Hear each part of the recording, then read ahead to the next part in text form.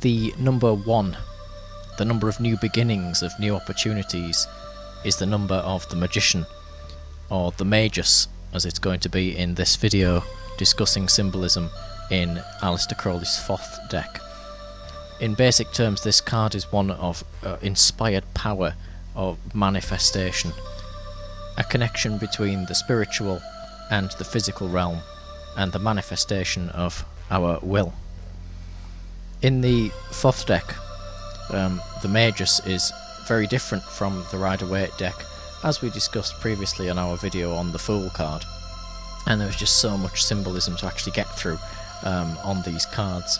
It's thought that the Magus here that Crowley was wanting to describe was based on Hermes Trismegistus, and there were actually 3 different versions of this card which were painted by the artist Frieda Harris, and yet only the one card, the one of which you see in the Thoth deck, was actually chosen and approved by Aleister Crowley for the actual deck. Now, the Rider-Waite Magician is the one which you will have seen more commonly in various tarot decks, and so we're just going to start by having a look at that one first, and then move back to the actual Magus card in the Thoth. So with the Rider-Waite Magician, you can see that he has his right arm stretched upwards. This is towards the spiritual world, towards the universe, and his left arm, associated with the material, is pointing downwards towards the earth. Therefore he is a middle pillar, he is a liminal point between the spiritual and the earthly world. He is, if you like, a bridge or a medium which connects the two worlds together, and therefore draws down and manifests the spiritual into the physical, manifests his will. This is the symbol of which we will see in the Magus card throughout various different decks, and absolutely in the Thoth deck as well. The Thoth Magus occupies Path 12 on the Kabbalistic Tree of Life. This is called the Path of Intelligence and Transparency, and is ruled by the planet Mercury, which just so happens to be the planet which is associated with the Magician card. You can find this path here, and as you can see, it is between Kether, which represents a formlessness, a consciousness filled with subtle objects, the world of spirit, and Binar, Binar being the womb from which form is created. So the Magus here is in between formlessness and form, just as we saw on the Rider-Waite deck, where he is the medium between spiritual and physical. You could also see this in more mundane terms as the creative spark, the creative impulse, the thing that makes a writer able to write, that makes an artist able to create art. He's drawing inspiration from the divine and giving it form, giving it reality. Crowley himself describes this as, when he's describing the Magus card, he is duality. He represents both truth and falsehood, wisdom and folly. So this is why the earlier versions of the Magician card were known as the Juggler, and he was represented more as a type of trickster figure, sort of a stage magic, sleight of hand character whom couldn't quite be trusted, because he's either giving you true form, true reality, or he's giving you just an illusion, perhaps beckoning us to ask the question of what is real in this world of so-called form to begin with. So if we have a look at the bottom of the Magus card in the Thoth, where the actual Magus name is written, we can see astrological symbols at either side of his name in true duality fashion. We have the Mercury here at the left, and on the right, of particular interest, we have the Hebrew word Beth, which means house. And so house obviously means many different things. In its basic terms, it is a construction, a building. It begins its life as an image in someone's mind, and then they draw up various plans and they create a house. So the word Beth can imply the creation or the making of things in the physical world. A house can also be a temple, and our own bodies are supposedly a temple in various people's minds, and so the house can represent us, as in our body, and it's actually referred to like that in the actual Bible. So with regards to the Thoth Magus card, he has to have his own body as a clear conduit for spirit, and the world around him built in as much spiritual light as possible, so the house, both his own body and the house of his own creation, as well as just the basic manifestation idea of the house, the building. Back over to the left hand side we have the Mercury symbol, and the Magus has the attribution of Mercury associated with it. Now, in certain Greco-Egyptian traditions, Mercury became later on associated with the god Thoth, which is interesting, of course, not only because of the Thoth deck, but because the god Thoth is associated with words, language, speech. And of course, what are these things? They are ways of creating influence and creating the world of our will. So let's have a look at the actual magician himself in the Thoth deck. Like various other cards in Crowley's deck, it is androgynous. You can see that the card is actually naked, and just like the Fool card that we had on the previous video, it has both masculine and feminine attributes to it, moulded into one.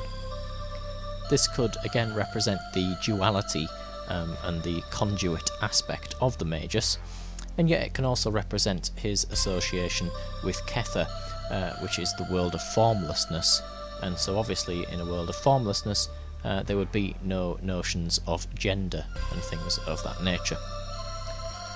If we have a look around the actual Magus on Thoth, it's quite interesting. He's actually juggling 8 items in total. This harkens back to the early versions of the Magician card, which we mentioned earlier, being things like the Juggler and the Trickster. And of course, if we actually have a look at the items that he's juggling, they all have their own meaning to them as well. The first 4 that we're going to look at are elemental symbols, and so you can see here the symbol of the censer, or basically an object with incense coming out of it, and so that means that it has within it a flame. It's representing the element of fire. The next object is the cup that he's juggling. The cup has actually water coming out of it, liquid spilling out of it as it's being juggled, so this represents the element of water. And also of particular interest, it's a 2-handled cup, which means that it's in a Greek style, harkening back yet again to that Greco-Egyptian moulding and culture that the Crowley's cards often use. Next we have the sword, of which he is juggling. The sword in the tarot has always been associated with air, and so clearly this represents the element of air. And finally he is juggling the disc, and again these are associated with the tarot houses as well, the discs and the swords and so on. And in this case the disc is a coin. It's a golden coin, which means that this one is symbolising the element of earth. Also of interest, if we actually look at this image, we can see that it has within it an 8-folded star, and this 8-folded star symbolises yet again Mercury, which is the planet associated with the magician. And we can actually roll with this even more by saying it's an 8-pointed star. So let's look at the 8th Sephiroth on the Tree of Life, and we will come to Hod, which as you can see here is ruled yet again by Mercury.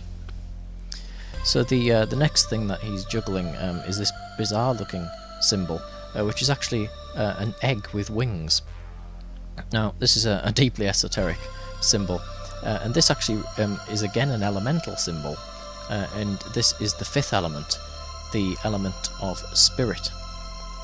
And also what's interesting about this symbol is it's what's called an Orphic egg, and you will see this later on in the Thoth deck, actually on the Lover's card as well.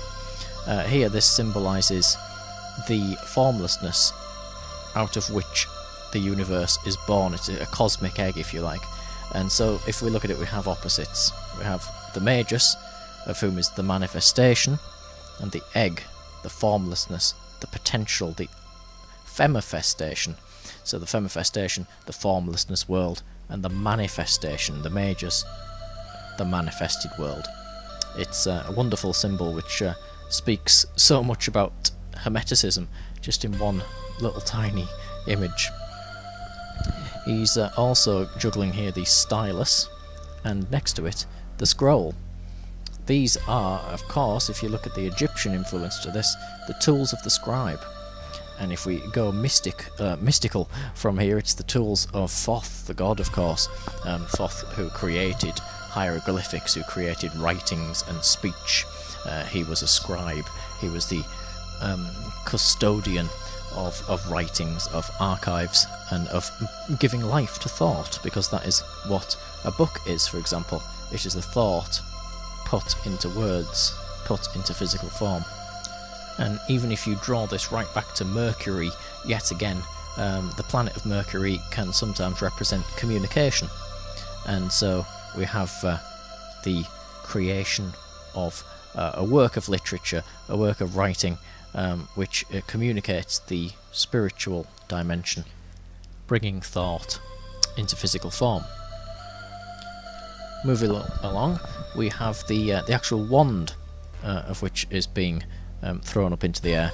The wand is a massively esoteric symbol which is going to come up time and time again in these explorations. Here, the wand with Crowley's deck would represent the power of Horus in the Egyptian symbology. Horus being the lord of the new Aeon, of which you may have read of in the Book of the Law and in other Thelemic works. It can be a symbol of harmonizing energies. It's a conduit between spiritual and physical. It could be the middle pillar of the Tree of Life, and it could be the liminal point which we speak of so many times, of which the magician actually is in his famous images. The wand could also be resurrection. If we look at the tarot as the journey of the fool, which is why the fool is like the most important card because of this, the path of the fool is followed all the way through to completion, to perfection of the universe. The wand connects. It's the spine of the book which binds and holds everything together. So moving on with the symbols on here, the magician is also associated sometimes with the sun, and you can see this here on this curious little symbol which is easy to actually miss, but nevertheless it is still there. No detail is spared in these cards. This suggests the close relationship between Mercury and the sun. So we also have on this card the caduceus, and this is in a very prominent position, as you can see actually on the card here, on the crown part of the Magus. This could be about so many different things, and yet with the symbolism of this particular card, it's about the birth, the creation of new things, which is why the card in its very simple terms could be said to represent new beginnings. If we look at Crowley's Book of Thoth, we actually get this diagram which is all about the caduceus, and Crowley himself said that this represents the balanced energy that has created the illusion of existence. Fabulous sentence which sums the whole thing up in one go. And so if we look at it on the actual card itself, the caduceus has a circle at the top, the circle representing the very powerful image of the Eye of Horus. And within this circle is a dove, and you can see that the dove is coming downwards, so it is spirit coming down from spirit into the physical. What's quite interesting here as well is you will also see this dove image later on in the Empress card. The Empress being ruled by Venus and the Magus being ruled by Mercury.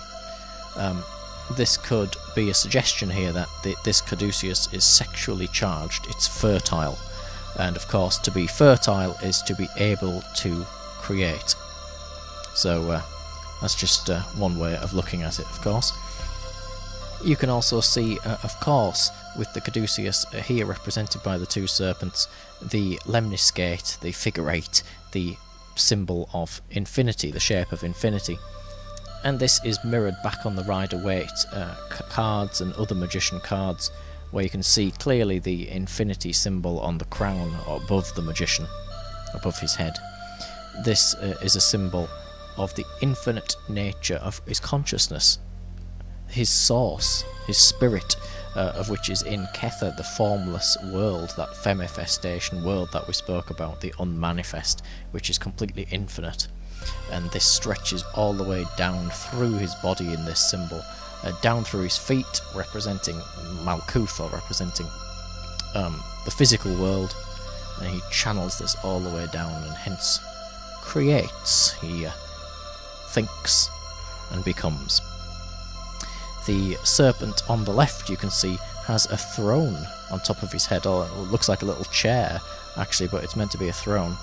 And these are actually headdresses that the serpents are supposed to be wearing, and this one is the headdress of Isis.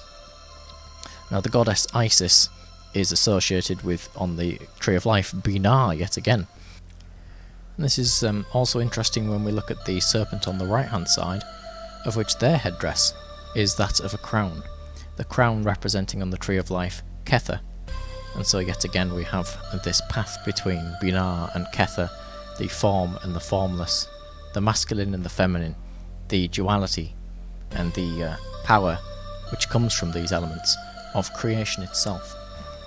You could even go as far as to say that this white V-shaped pattern behind the Magus represents the white light of Kether, the pure spirit, the pure creation, being drawn down from above to below.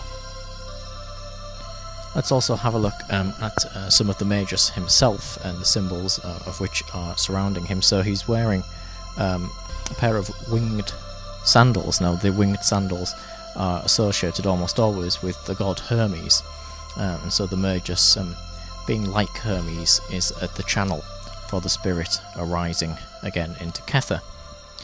The strap of the sandal is a serpent, just like those of the caduceus, and it's actually a serpent shedding its skin, which is a suggestion of new beginnings, of a life being reborn into something new. On a similar note to this, if we actually look at the background of the card, we can see various crossing lines all intertwining and coming across each other.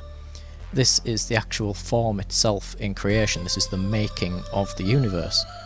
And it's quite interesting if you have a look at these close up. They don't intercross with the white light of Kether, the angular white light of which we saw earlier. And if you also look right down to the bottom, you can see a semicircle at the bottom of the card. This is thought to be Binah, and so yet again we have the same symbol of Kether and Binah, the drawing down of spiritual energy into physical, and with it the creation of the universe. Now if we have a look at the right foot of the Magus, we will actually see an interesting symbol, which is the ape of Thoth. So this represents the distortion of truth. So in other words, truth is never perfect because it is altered with the perception. It is distorted by the perception of the observer, of whom tries to represent it. The true perfection is only the spirit, the formlessness. Aleister Crowley himself described this as manifestation implies illusion. And so when something is manifest into what we think is the physical world, that is by its very nature a world of illusion, because its perfection, its pure form, is that of formlessness, that of spirit only. Now, what's quite interesting is we have to look at the tarot story, which is the journey of the fool, the path of the fool. And so if you haven't already, you can go back to my previous video about the Fool card on the Thoth deck. But the Fool is path 11 in the Tree of Life, and this is directed out of the unity of Kether to Shokmar. The Magus is path 12, as we said at the beginning of this video, and therefore he is the channel of the spirit which was initiated back on path 11. And so basically we're having the Fool transition into the Magus. So it's quite a difficult thing. The Fool started his journey, he was carefree, he was silly, he was a fool. Rather than just living his own protected little bubble of the world, he swapped it out and said, I'm going to create my world, I'm going to bring my own will into manifestation. And so that might be an interesting way of actually interpreting the Magus when he appears on your readings. It could represent and mean to you that the happy-go-lucky, fool world of the material world of which we live in is cast aside, and you take a decisive step, you take action.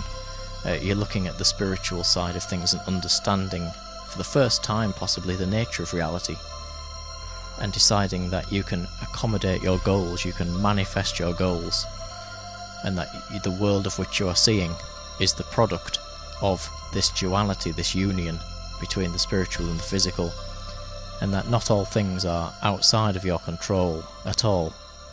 And so you are passing from a fool of whom just accepts things as happening to a Magus of whom creates his reality.